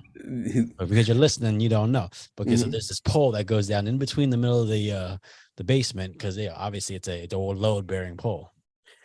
But my parents got like 2 disco lights set up next to me. And then there's a bar behind me. Mhm. Man, I don't know what's going on Look, behind me in this basement, but look, whatever it is, I might want to take a black light to this room and just see look. what's I going on. I think Pops be partying, and I it's think, really, really hidden. I think he parties too, but I don't know if he parties like we think he parties. He's a straight dude because he's all about his karaoke. Yeah, definitely. You know, motherfucker, he has 2 karaoke setups in the house. One here in the basement, Hmm. one in the garage. The one in the basement's got a fucking giant like projection screen. Yeah, yeah. You know what's funny? I gotta pee now. Go fucking figure. All right, so what do you want me to discuss? Well, I I don't even know talked. what you just talked about. Well, I talked about the kids and um why it was so important to go protect Took. You know what I'm saying? Yeah. So I guess for you, you know what? Give me your version of it. The same What? question you asked me, um, about when Took got kidnapped, and everybody, And the parents, everyone's reaction. yeah, Yeah. you know. So I gave my side of it. So give Okay. your side. All right. So in the film, when Took gets taken, it's like, you know, the youngest child. There's always, to me, I don't know about anyone else, but me being the youngest child in my family, like there's always this sense of innocence that is like, you know, equated to the youngest child. And at the end of the day, like everybody looks to protect that child because it kind of, for me, it's like it reminds you of a time you once had. You remember how you were at that age. You remember how vulnerable you were. You remember, like, what you thought at the age that things were going on. So whenever I feel like a young child gets abducted or is in trouble, like, everybody springs into action because they're trying to protect, the innocence of that child. They haven't been corrupted by the world yet. And you're trying to save them from that, because everybody, once you get to a certain age, you realize this world is fucked up. There's a lot of, like, grimy shit that happens in this world. There's a lot of, just, nasty shit that, like, comes with age, because you start to realize how dirty the world is. And when you look at it, and when you look at a child or a small child, you realize, like, they haven't been tainted by the world yet. So you rush out and you try to save them, because you're trying to protect them from that ugliness that is out there in this world. It's funny. Just catch the end of that. You're not far off from what I said. That's what I'm saying. I feel like I just felt like there's, with a child, it's almost like, everybody recognizes the innocence in a child. Mm. And it's that thing where it's like, they haven't been tainted by this world yet, and they want to go save this child before that ugliness, is allowed to seep into their skin. Yeah. It's in all honesty, and because it's Christmas, it's the reason why I won't tell my kids that Santa's not real. Mm. Mm-hmm. I have a lot of friends that will grow up and they'll tell their kids, Santa isn't real. Mommy and daddy got the presents for you and all this stuff. And they raise them up with the kids knowing that, the parents provided all this stuff. Mm. And I understand that thinking. I'll never hold that against anyone. But for me, it's like, are you that egotistical that you need credit for everything? Mm. Your child has not been tainted by the ugliness of the world yet. They haven't been tainted by the fact that the idea that someone has to work 65 hours a week in order to provide you with food. Yeah. Let them believe in the magic of life, because that magic that they believe in can unlock part of their imagination that might carry them into something, grand later on in life. But you're taking that away, not because that child is, undeserving of it, but because you're too fucking egotistical that you can't let someone else have a little bit of the shine. You got to always have the shine on you. That's how I feel about when parents tell their kids Santa isn't real. It's like, I need the shine because I work too hard not to get the shine. Listen, my ego ain't that big. Yeah. I know Santa didn't bring it. As long as I know I provided those presents and my wife knows I provided those presents, who gives a fuck what my kid thinks? Eventually, they're gonna know. Eventually, they're gonna learn. Mm-hmm. Hey, all those days my mom and dad was gone, when I really wanted them to be home, those presents I had under the Christmas tree came from that.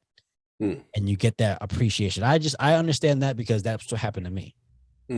At the age of 22, 23, I got a real good understanding of how much my parents sacrificed in order to bring me and my brothers to this country. And I view that same knowledge as when a parent tells a child Santa isn't real. Like, it's a realization, like, hey, this world is ugly and shit has to happen in order for you to have the opportunities you have or have the things you have.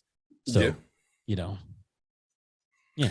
But hold up. But if it wasn't for that, those years of just believing in the magic of life, I might not have that creative outlet or that creative view of life that I have now. So, yeah. Okay. I realize this movie is actually a lot to cover. It is, because I feel like it gets so. I mean, when you watch it and when you hear about it, everybody talks about the technology behind it, and how much money the first one made, and they don't really dig into, like, especially storyline. Oh, it's a simple story. We've seen this story before, but then when you really dig into it, like, there's so much depth in that story. The idea that a woman can take a child in at the same time, not really view them as one of them. Yeah. Like, that's fucking deep.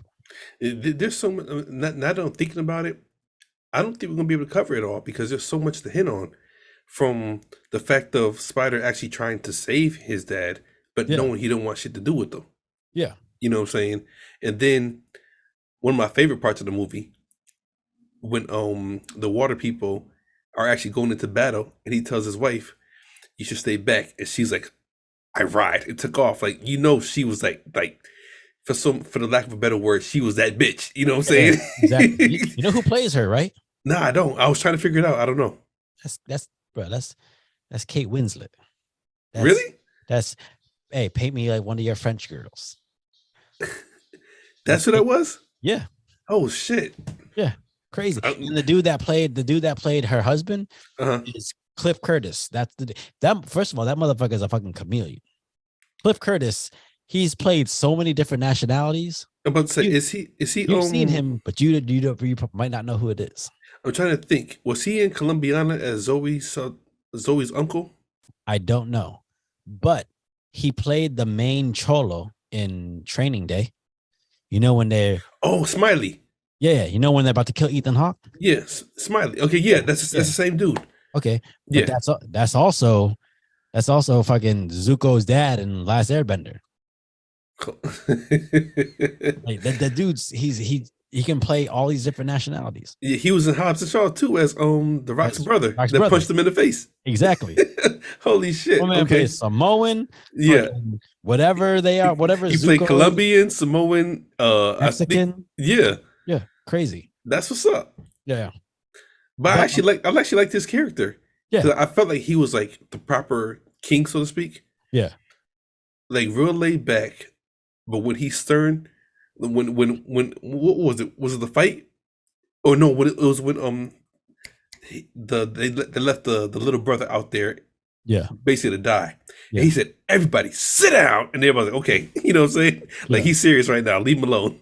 I liked him because he was one of those guys where the women were allowed to let their emotions get the best of them. Mm. And he stayed regal. He stayed stern no matter what. Like, Yeah. I gotta think I can't just get mad. I gotta think about some other shit. We talked about this earlier when he was like, how sometimes people make shit so much more than what it's supposed to be. Mm-hmm. And he's like, it's really not that hard. Yeah. And it's like, all you got to do is adjust and either work harder or not. And going back to that part where he told his wife to stay back, she's like, "I ride." He ain't trying to argue with her. He's like, "Fuck it, she's riding. Then I just got to work harder to protect her."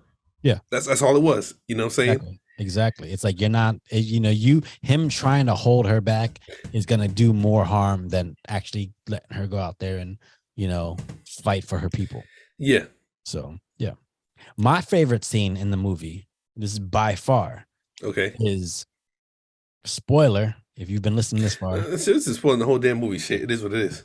My favorite scene is when the older brother gets shot and dies, and like the entire family is just like bawling, crying over, like, what the fuck? And then Jake realizes he's got to go after these people. Oh no, he realized that that's when he finds out they got Tuck and they got, what's her name? Kate, whatever. And then he grabs Zoe Saldana. She's fucking bawling. He goes, "Hey, like, I need you to be strong right now." Because they got Tuck. Because I need you to be strong, a strong heart. And she just goes from bawling to she's just like, she goes in straight beast mode. Yeah, fucking Sarah Connor mode. Fucking hopped on her shit and was like, "I'm going to fucking kill these motherfuckers, and I am not stopping until I get my daughter back." And that comes to a head when she's when Quidditch has her daughter, and she grabs Spider and goes, "A son for a son. Let's fucking go." Yeah. Look, even though it was animated, they did it so well where you could see her face, like it lost all emotion, everything was gone because she's crying, she's screaming. Like, I can't imagine how it would feel to lose a child. You know what I'm saying? Yeah. I mean, it like a piece of you has to go with that. You know what I'm saying? Yeah. And she's screaming, and Jake grabs her like, "Hey, be strong right now," and she's like, it's almost like a kill mode, you know what I'm saying? Exactly. And it's like she goes in there guns blazing, so to speak, you know what I'm saying? That's why I loved it, because it's literally that's how a parent's got to be. Like, I'm not going to speak for other parents, but as for me, it's like, you know, no matter how I feel at this moment, no matter how much my emotions are taking over, when shit's got to get done, especially for my family, it's like nothing else matters. Yeah. You know, and like you always see, I've seen so many people let their emotions get them so much that they can't function. And I'm just like, if shit went down right now, like, what are you gonna do? You know what's so funny about that? And I'm gonna make it personal real quick. Before I even tell this story, have you ever had an experience that made you lose all emotion and just go off straight instinct and logic? Not even logic, just brain power. Like you feel nothing, but you know you have to do something and it's about to happen. I feel like yes, but it's a story for another time. Okay. So I'll tell my story. I just knocked over all my fireball. What the?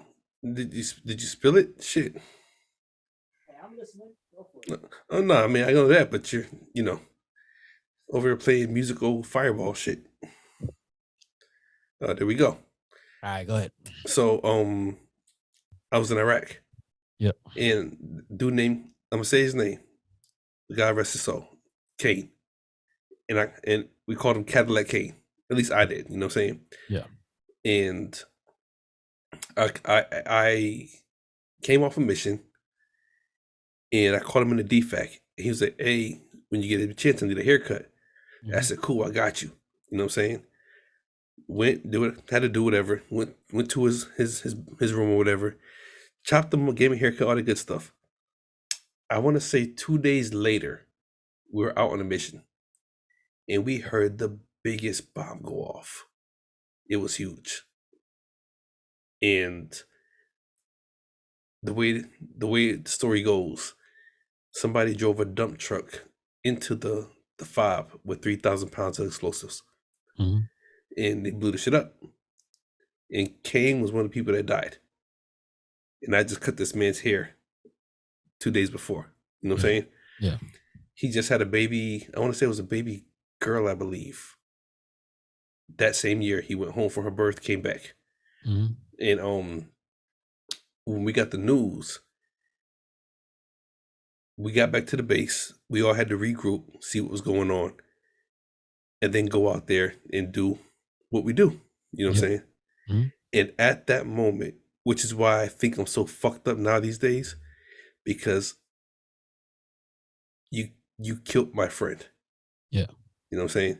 Yeah. So when the mom loses her emotion, that's the way it goes. You just cut off everything and you got one thing in mind. Yeah. You know, the one thing. And even though it was a movie, it's hard to get that emotion back. Yeah. And you focus on, at least for me, on an everyday basis, just getting the job done. Whatever that job may be, whether it's cleaning your house, running the load I gotta run, whatever. You remove emotion from it because you don't want to feel, because feeling hurts. Yeah. You know what I'm saying? And I think that's what they tried to portray in the movie when her son died. Yeah. I can't feel right now. I don't want to feel because it hurts. But I'm about to go ape shit crazy, and there ain't shit you can do about it. You know what I'm saying? Yeah.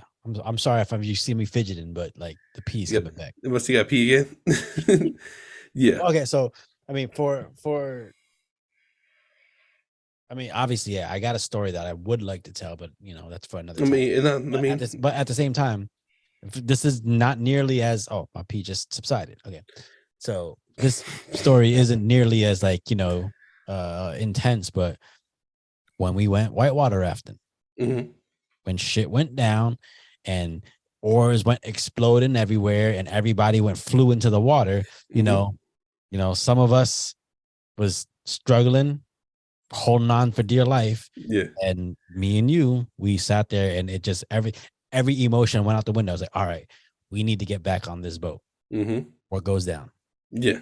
And that's, like you said, like, when the shit goes down, you find out, what people are made of. And Yeah. me and you, we are the type that, all right, get this, pull this person up, get this person up, get him in spot.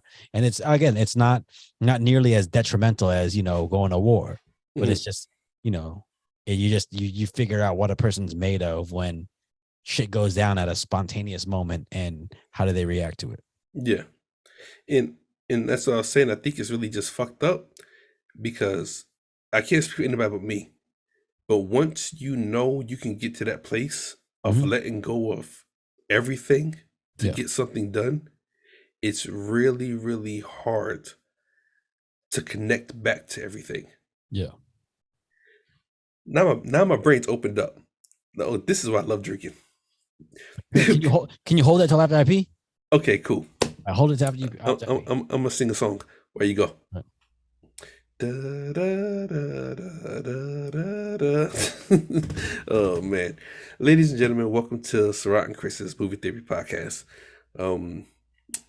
My co-host here is using the bathroom.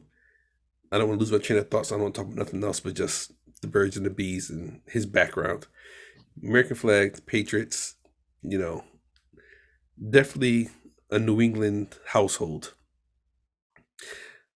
The brown orange with the white on the walls and the ceiling with some random plant hanging from the ceiling. Yeah. Welcome to Massachusetts. Oh man. But I guess I hope you all have enjoyed the podcast so far and are tuned in. And yeah, just keep it up with us. We appreciate all you all that, tune in weekly and subscribed or whatever, whether it's on the audio or the visual, and, take the journey with us. And, him peeing is nothing new. He goes and pees all the time. He's like the dude from Hangover, little Chinese nuts. They can't hold nothing. You know what I'm saying? Listen, first of all, Cambodian. At least get that right. It's in the other C, Asian. Secondly, you goddamn right I can't hold. I ain't trying to fucking get UTI. What's wrong with you? Oh shit. Okay. Just stay away from rotten cooch. That's all. Yeah, I don't know. No, we don't need none of that, Yeah. Okay, so like I said, my brain's opened up because now it's all kind of making sense. Okay. And this is my own personal experience. Like I said, you have to let go of all emotion, what you feel, what you think. And I think as a veteran, it's so hard for us to get back to that connection because once you let it go, it's gone. It's gone. I can't explain it because as human beings, emotions, they don't rule us, but they control a lot of what we do. And once you dismiss all of that, you're almost like a walking zombie. Yeah. You know what I'm saying? There's no feeling anymore. So now I understand the end of the movie when they go connect to the tree. And Jake actually goes and sees his son, catching the fish, and the mom stays back. Because Jake was already a soldier. His emotions are already gone, so to speak. Yeah. But he had a lot of logic. As the mom, when she let her emotions go, that shit was gone. Yeah. So in my opinion, when she went connected to the tree, she knew she would never get that full emotion back. But it was cool and peaceful to see it manifested through her husband and her son. Yeah. And I think as a veteran, we have to find that connection again. Yeah. And not all of us find that tree. Yeah. You guys, I think in that sense, like hold on. Yeah. I think in that sense, she has to find that part of her that's willing to step back through the tree and go experience that emotion. It's like she went back to the tree to try to find that emotion, but she wasn't ready to take it in yet. So she was cool seeing Jake do it because Jake, yeah, he's been through it before. So like he understands, like, you know, he's found his way back to the emotion after the fucking the trials and tribulations of war. Where her, it's still new to her. She's still like she's like, I don't know how to let that back in after I've just let it all out of me. Yeah. Oh, thank you. That's what I was trying to say. Yeah. And I've told you this before. Like, I live vicariously through you. Yeah. Because I love life, but you love life. You know what I'm saying? And you love life a whole lot different than I do. You know what I'm saying? So to watch you be happy, I feel happy. Yeah. Because I don't know how to get my happiness back. Yeah. Yeah. As crazy as it sounds, but this is the best way I can put it out there. No, that makes a lot of sense. And like in seeing you when I first met you, seeing how you are now, I can see the journey of you finding your way back to that emotion. You're not there yet. Oh, yeah. But I see you finding your way back because you're a completely, I don't want to say completely different person, but you're way more empathetic now than you were when I first met you. You know, you're not as much of a heathen. Yeah. But yeah, I mean, it's crazy. Like, you know, you see that moment when Natiri lets all her emotion out, and like she would do anything to not get her son back. She would do anything to avenge her son, even to the point of putting her other son in danger by her own hand. Because, and that's where it is at the beginning of the movie. You hear, like, you know, she never really viewed Spider as one of them. And at the end, she clearly just views him as someone else because it's not right now, you're just a pawn in this game. Yeah. You're not family. And I feel like throughout, because supposedly it's supposed to make a bunch of sequels of this. I feel like we might get that journey of either her viewing Spider as actual family, or, you know, Spider finding his way back to his dad. His dad maybe becoming, you know, closer to the Na'vi, because you saw, like, he didn't give a fuck about Spider. But he stopped her from fucking killing him. Yeah, like he didn't give a fuck until he had to give a fuck. Yeah, you know what I'm saying? Yeah, that's even another question. Like, you ever been through a situation where you don't give a fuck until you have to give a fuck, and you're like, oh shit, wait. I don't know offhand. I don't know if I can pull one offhand, but just the idea of, like, you know, writing some shit off until you realize, like, no, that shit's actually more important to me than I thought. Yeah.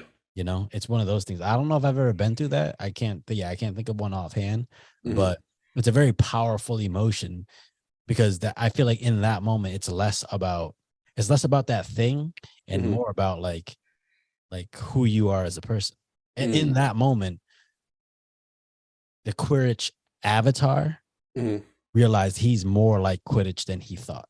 You know, because he said it. He was like, he's nothing to me. You know what I'm saying? Yeah. He goes, I have Quidditch's memories, but we're not the same. Me and him are not the same. And then in that moment, maybe because maybe Quidditch would have been like, fuck him.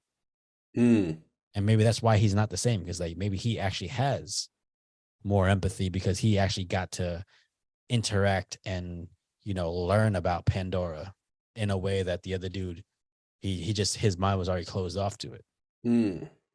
Oh no, it's crazy. Yeah, it is. This is it's a very simple movie, but once you delve into the nuts and bolts of it, it's very fucking deep. Which is why I was getting pissed off when I was reading like different critics talking about, oh, you know, the story is okay. No, it's because you're not fucking digging deep into it. That simple scene where Jake says, I need you to be strong heart. That one scene right there is like, yo, there is way more layers to this story than, you know, than anyone than you can think of. And that's not even talking about the technical aspect of the movie. When those motherfuckers were like, when they hit a wave and the dudes would go floating in the air for a second before they crash down. Oh yeah, on the boat. That little simple thing made me go, oh shit, I've never actually seen that done in a movie like that before. Yeah. It was I guess after talking about it, I have a different outlook. It's literally that's one of the reasons why I love it, because the first movie was about discovery, right? Mm-hmm. Jake discovering Pandora and falling in love with this alien world that he wasn't familiar with. But now it's more about, okay, we take these familiar tropes of like family and just seeing how the idea of family and how the idea of relationships interact between, you know, different species, and whether it could be like a family of, you know, jaguars, a Mm-hmm. family of Navi, a family of gorillas, whatever. Mm-hmm. Family is family, and they Mm-hmm. all react and act the same. Yeah. And so you got to see that, like, you know, at the end of the day, they may be aliens, Mm-hmm. but we maybe have more in common than we think. If you put that in modern day, every member of a family has their strong suit. Yeah. And the sad part about that is every member of a family might not ever get the chance to show their strong suit. Yeah. Because taking Kate into example, she didn't know who she was, but she identified with the water. Yeah. You know, she was under it, just breathing normally and playing with the animals and the plants and everything. Like, what's wrong with her? Yeah, you know, Yeah. she was adopted. You know what I'm saying? Yeah. But then when it came down to saving everybody, because she knew how to communicate with the water, Yeah.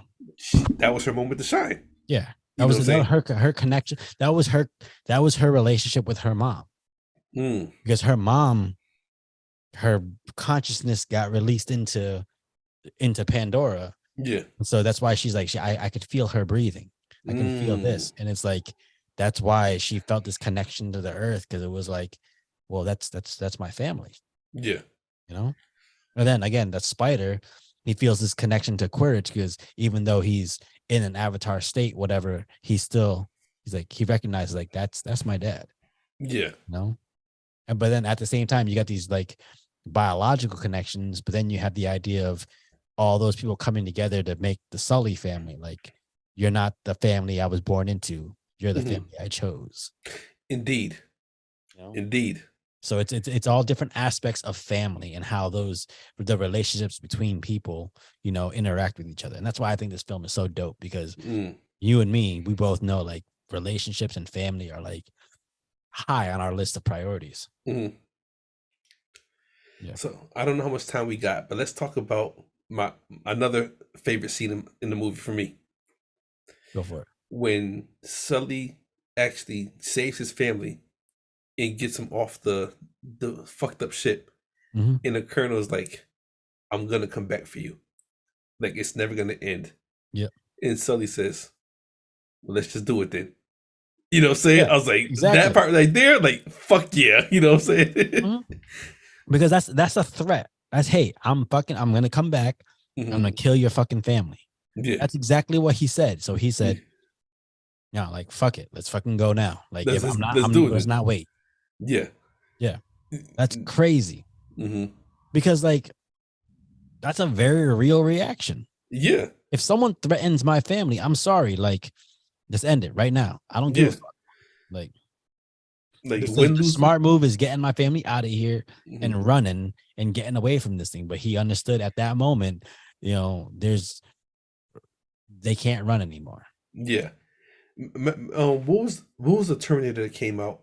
Matter of fact, it's the same character that's playing Jake Sully, and Oh, Christian Terminator Bale was in it. Salvation. Yeah, Yeah, yeah, and Christian Bale says something to another character in the movie. I don't know, but he says, "Win, lose, or draw, this ends tonight." yeah, And I feel like that was like the same thing. Like, yeah, fuck it, let's just do it. Win, lose, or draw, it's gonna end right here, right now. yeah, I'm killing you, or you're killing me, but it's gonna end right now. You know what I'm yeah. saying? Well, I Yeah. like that scene when, like, everybody's trapped underwater Hmm. and they're getting there, and it's almost like everybody's like, I gotta fucking, like, they're kind of coming to terms with, hey, I'm about to fucking die.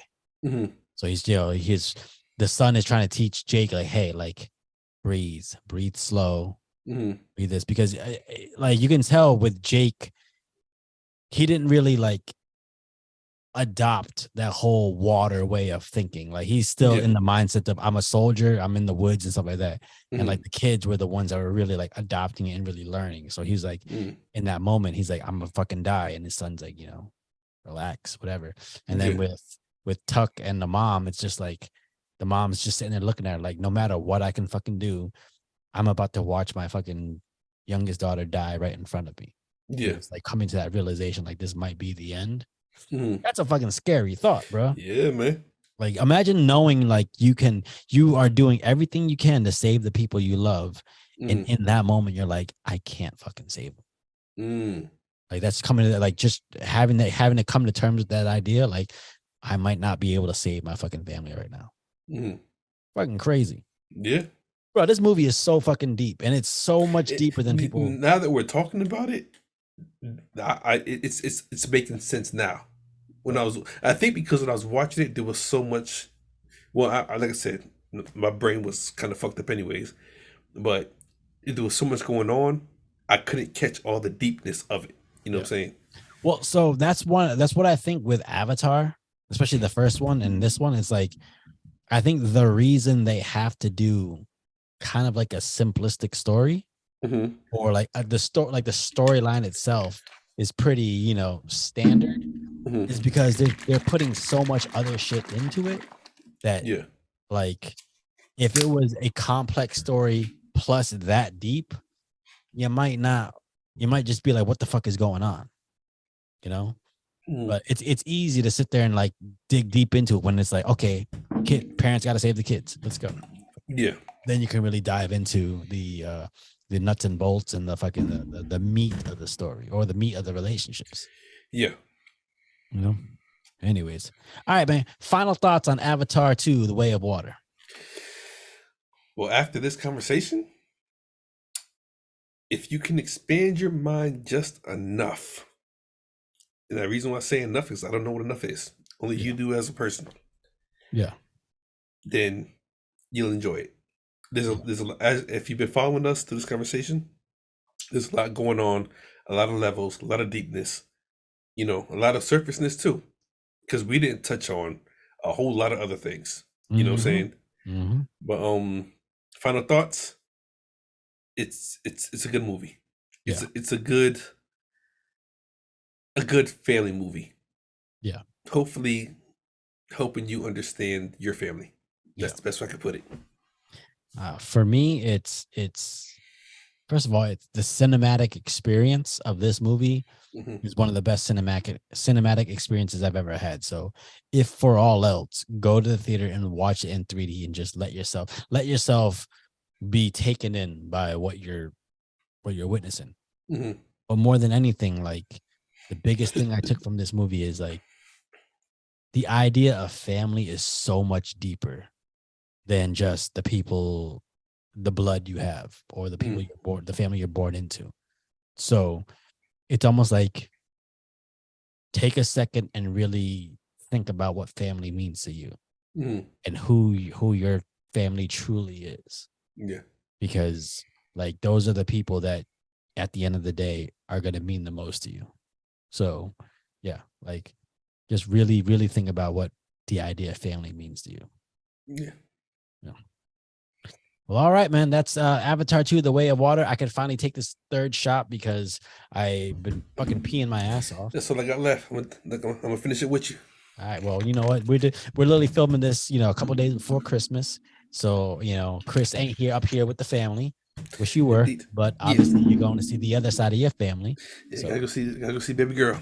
Yep. So, hey, man, cheers. I appreciate the fuck out of you. And, this is likewise. This is a journey. Indeed. Cheers.